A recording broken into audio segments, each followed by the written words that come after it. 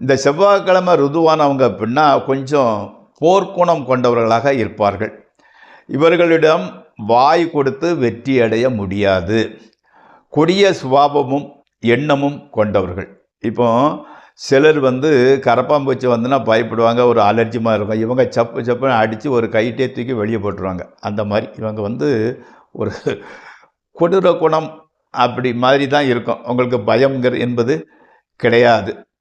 இவர்களிடம் எப்படின்னா, யாரும் அவ்வளவு சுலபத்தில் நான் ஐ லவ் யூ, நான் உன்னை காதலிக்கணும்னு சொல்லிக்கிட்டே நெருங்க முடியாது. அந்த மாதிரிப்பட்டவங்க. அதே மாதிரி பெற்றோரால் செல்லம் கொடுத்து வளர்க்கப்படுபவர். இவங்க விரும்பியது எல்லாமே பெற்றோரால் இவர்களுக்கு கிடைக்கும். கொஞ்சம் ஹீட் பாடி, அதாவது உஷ்ண உடல் கொண்டவர்கள். உடன் பிறந்தவர்களின் ஒத்தாசை எப்போதுமே இவர்களுக்கு இருக்கும்.